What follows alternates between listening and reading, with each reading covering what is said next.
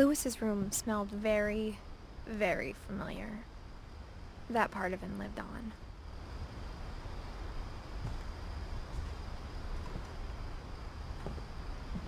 Lewis and I spent a lot of time playing games together, but he was surprisingly bad at them. He died a lot.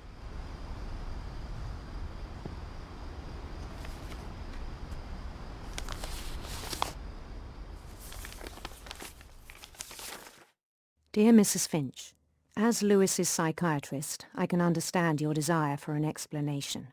As I see it, the trouble began in January, shortly after we convinced your son to seek treatment for substance abuse. Newly sober, I believe Lewis first noticed the monotony of his daily life.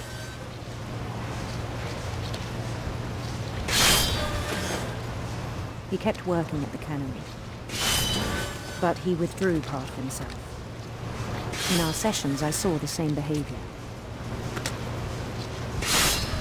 His mind began to wander.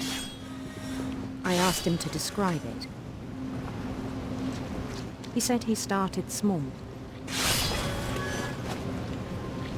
imagining a labyrinth. He'd feel his way about. Then something moved. Bats and toads and things that have not names. He knew it was all in his head.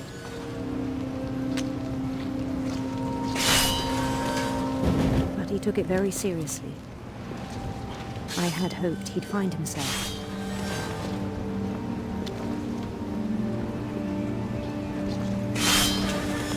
But he found something more. I worried about him then, daydreaming at the cannery. I spoke with his boss, but he said Lewis had become a model employee, methodical, tireless, focused.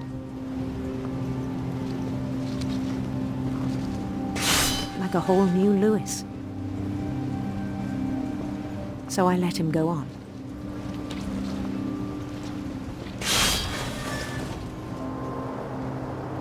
I even encouraged him.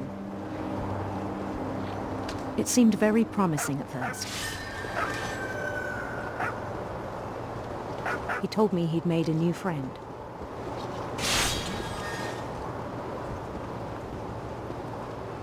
On the edge of a city he named Lewis Topia.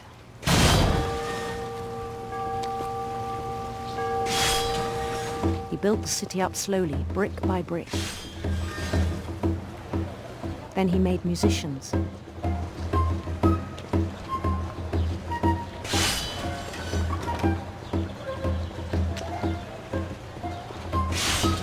And songs for them to play.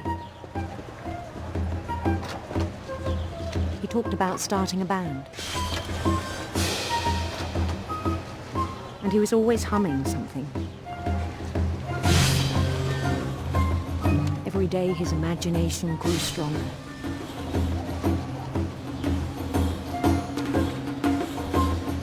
He no longer spoke at the cannery, but his chopping was as reliable as ever. Then one day it struck him that all the cheering crowds, even the stones under his feet,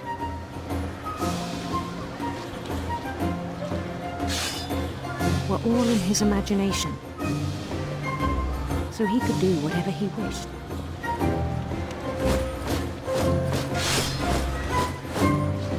He held an election for mayor, and he won. They begged him to stay, but his mind was already wandering. It became a game for him.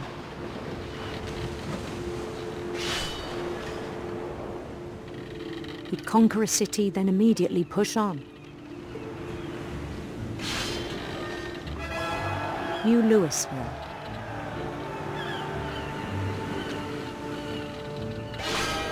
St. Louis. He started drifting away from our reality.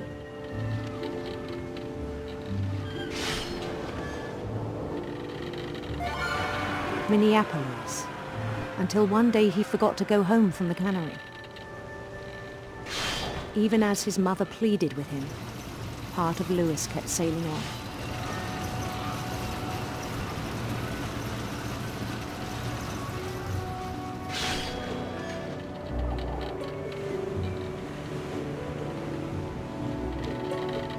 In Lewisburg, he heard rumors of a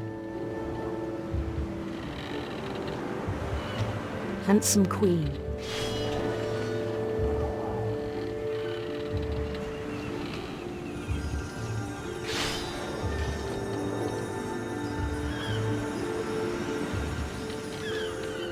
The queen was on her own quest for sinister serpents.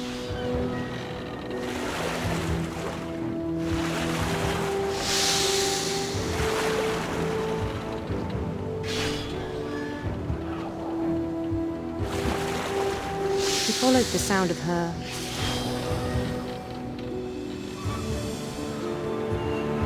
electric sitar.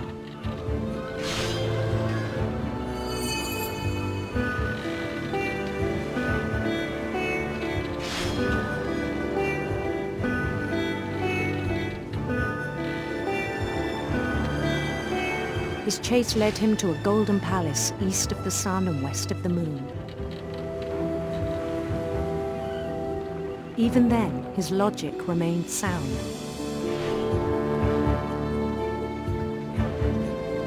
He knew the world was all in his imagination.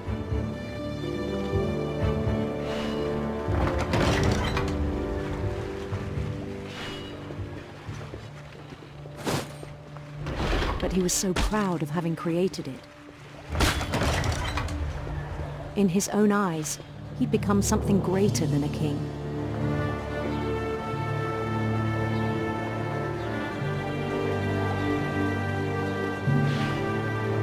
For someone who'd never known success in the real world, I think it was overwhelming.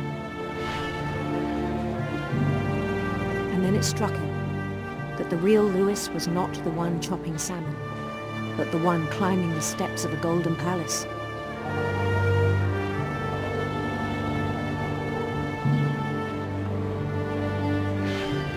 My imagination is as real as my body, he told me. It was hard to argue with him.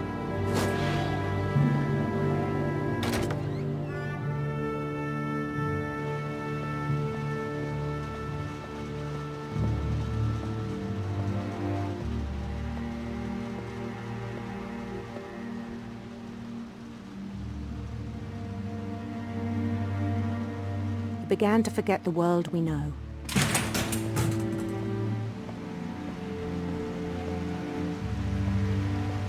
I think it pained him to remember Lewis, the cannery worker.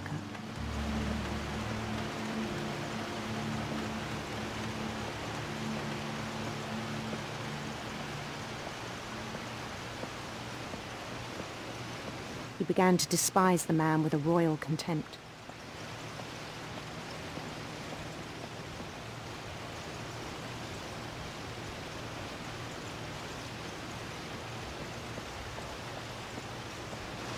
I still thought I could save him.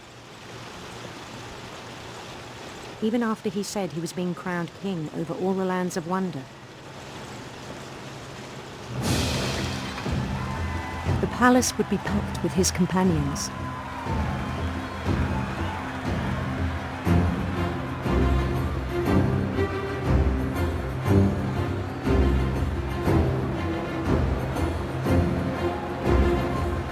Including the wise Calico who'd insisted on advising him.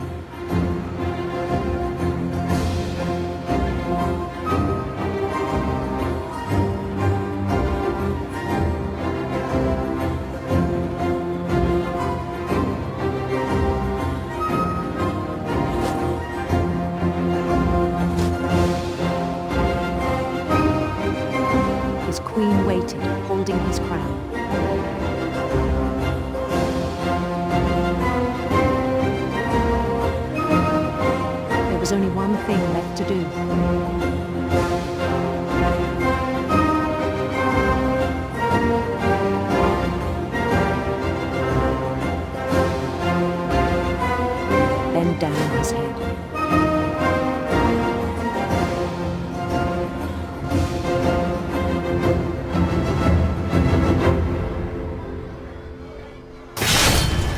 rest I think you know. Mrs. Finch, your son was a kind man who will be missed by all of us who knew him.